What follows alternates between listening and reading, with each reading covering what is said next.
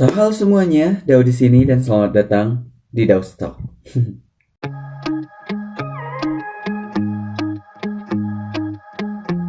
Mungkin beberapa dari kalian ada yang sedikit bingung karena intronya berbeda dari intro-intro biasanya. Karena, seperti yang kalian tahu, di video kali ini aku tidak bakal membuat MV reaction atau sync cover dulu. Karena di video kali ini aku pengen merealisasikan salah satu wishlist segmen aku yang udah aku rencanain sejak jauh-jauh hari. Karena aku tuh mikirin konten ini tuh kayak bener-bener kayak ini bakal bisa diterima nggak ya, atau konten ini bakal rame atau enggak ya gitu.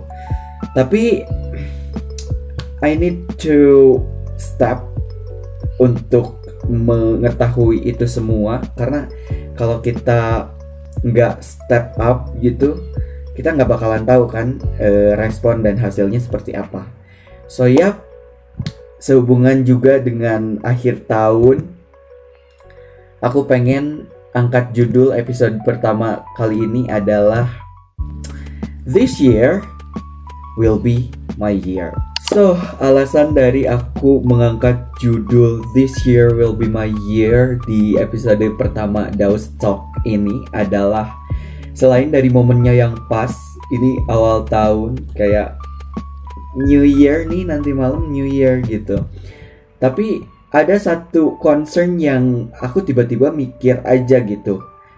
Dalam kalimat ini tuh tidak seperti yang kita definisikan sebelumnya gitu. Karena kan kita sudah terbiasa dengan mendefinisikan kalimat ini tuh dengan afirmasi positif yang kayak tahun ini bakalan menjadi tahun gua yang memiliki banyak pencapaian, terus gua bakalan A, B, C, D dan banyak hal positif lainnya yang akan datang ke diri kita gitu. Tapi ada satu concern yang bikin aku sedikit janggal terkait kalimat ini gitu. Karena kayak gak adil lagi rasanya kalau kita cuma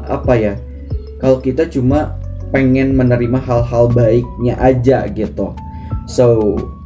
Aku memutuskan untuk ngambil judul ini gitu di episode pertama ini. Nah, kenapa aku merasa bahwa definisi dari kalimat tersebut itu agak sedikit tidak adil gitu rasanya? Karena seperti yang aku tahu gitu ya, definisi dari This Year Will Be My Year itu kayak yang aku tangkap gitu loh ya, dari definisinya adalah kita tuh hanya ingin mendapat hal-hal baik, mendapat pencapaian-pencapaian yang sudah kita semogakan gitu, tanpa kita mau menerima struggle dan challenge yang akan ada di tahun ini gitu.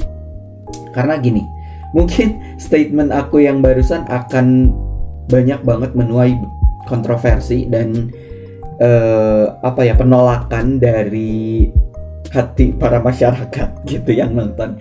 Karena gini, kenapa aku bisa bilang begitu? Aku tiba-tiba aja gitu mikir kayak, kalau kita cuma pengen mendapat hal-hal baik di satu tahun tertentu gitu, berarti kita gak mau belajar dong dari tahun tersebut gitu. So that's why This Year Will Be My Year itu aku definisikan bahwa aku akan menerima apapun, segala bentuk yang ada pada diriku di tahun ini gitu. Gila-gilanya aku, stres-stresnya aku, depres-depresnya aku, ancur-ancurnya aku gitu di tahun ini. Karena menurut aku, dengan kita bisa menerima hal-hal ini, justru hal-hal ini tuh yang akan mengantarkan kita ke wishlist yang kita semogakan tadi gitu. Karena kayak di tahun ini jujur aku pengen cerita sedikit ya. Ketika aku sudah mulai menerima apa yang menjadi kekurangan, apa yang menjadi struggle, apa yang menjadi tantangan aku di tahun ini, itu malah membawa aku semakin dekat ke tujuan-tujuan yang aku semogakan di beberapa tahun yang sudah lama gitu. Dan di tahun ini, setelah aku mulai memutuskan untuk menerima hal-hal tersebut gitu ya, jujur ada satu malam kemarin gitu, aku tiba-tiba buka wish list. Kayak aku kan setiap tahunnya suka bikin battle spell gitu. Jadi ada satu kertas, aku tulis wish, terus aku lipat-lipat masukin, dan di satu malam di akhir tahun aku buka gitu. Nah, singkat cerita, kemarin malam tuh aku buka itu gitu, tanpa aku berekspektasi apapun dengan diri aku yang sudah menerima jelek-jeleknya aku tadi gitu. Dan ternyata pas aku buka, dari 15 wishlist yang aku bikin, wishlist besar ya, dari 15 wishlist besar yang udah aku bikin di tahun kemarin, ternyata 5 diantaranya tuh itu aku capai di tahun ini, dan itu makes me happy gitu. So that's why aku kepikiran untuk bikin konten ini dan bisa bilang statement yang aku sebut tadi, bahwa definisi umum dari kalimat this year will be my year itu tidak adil rasanya, karena kita selama ini sudah mendefinisikan kalimat tersebut adalah hanya sebagai kayak harapan-harapannya aja, tanpa kita mau menerima hal-hal yang menjadi tantangan itu sendiri di tahun tersebut gitu untuk kita hadapi gitu. Dan jujur setelah aku bisa menerima, aku setelah bisa mulai menghadapi challenge-challenge yang ada di tahun tersebut gitu, aku jadi mikir bahwa aku belajar banyak lagi di tahun ini gitu. Dan ya itu tadi, itu mengantarkan aku ke wishlist yang sudah lama banget aku bangun, aku buat gitu. So maka dari itu aku pengen merubah definisi this year will be my year di tahun depan itu menjadi kayak ya udah, baik buruknya aku, pencapaiannya aku, atau bobroknya aku di tahun depan nanti yang akan aku terima, itu akan tetap menjadi sebuah cerita kedepannya yang akan aku bisa share, yang akan bisa aku jadikan pelajaran untuk aku jadikan acuan agar di tahun depan itu aku menjadi the better person of myself gitu loh. Kayak, dan mulai sekarang dengan segala bobrok-bobroknya aku, dengan segala kurang-kurangnya aku, dengan segala challenge yang aku terima di tahun ini, aku akan tetap menganggap this year is my year, atau tahun ini adalah tahunnya aku gitu. Karena tanpa tahun ini gak akan ada tahun-tahun berikutnya, gak akan ada pencapaian berikutnya yang akan aku temui gitu. Dan ya mungkin segitu aja kali ya di episode pertama kali ini. Jujur pembahasannya amat sangat ngalor ngidul, karena ini unscripted content atau konten yang tanpa skrip, alias aku impromptu langsung aja gitu, nyalain kamera, aku ngobrol dan edit gitu. Dan ya, so I'm so sorry for komunikasi yang aku lakukan di konten ini agak sedikit kurang lancar, karena ya aku perlu memikirkan sekali banyak hal karena takut salah ngomong gitu.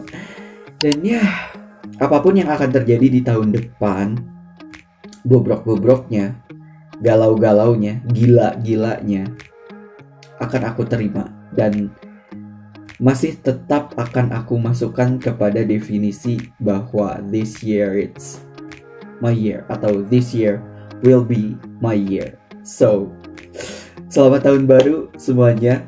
I gotta go. Thank you 2025. Terima kasih karena telah memberi aku banyak sekali pelajaran. Terima kasih karena sudah ngasih aku struggle, tantangan yang bisa membawa aku ke jalan yang kayak mungkin let's say yang tadinya aku tidak berani kemana-mana sendiri, aku sekarang jadi berani kemana-mana sendiri. Yang tadinya aku tidak berani mengatakan tidak atas ajakan teman-teman aku gitu, sekarang aku jadi bisa mengatakan tidak terhadap ajakan yang menurut aku kurang penting gitu. And terima kasih karena sudah membuat aku lebih berani dan tidak takut untuk menjalani hidup gitu ya. Karena literally 2025 ini adalah tahun terbubuk untuk kita semua. Karena kenapa aku bisa bilang kita semua? Karena aku melihat orang-orang sekitarku dan orang-orang di sosmed juga relate bahwa tahun ini tuh adalah tahun terstruggle-nya kita gitu, especially Gen Z dengan segala kekurangannya, apalagi Gen Z yang hidup di Indonesia dengan segala kekurangannya, dengan segala kebobrokannya. So I feel you guys, and sekali lagi terima kasih untuk 2025. Terima kasih kepada kalian yang udah mau support aku. So, aku akhiri video ini, aku akhiri tahun ini, dan sampai jumpa di konten-konten aku berikutnya di tahun depan. Aku udah pamit and see ya.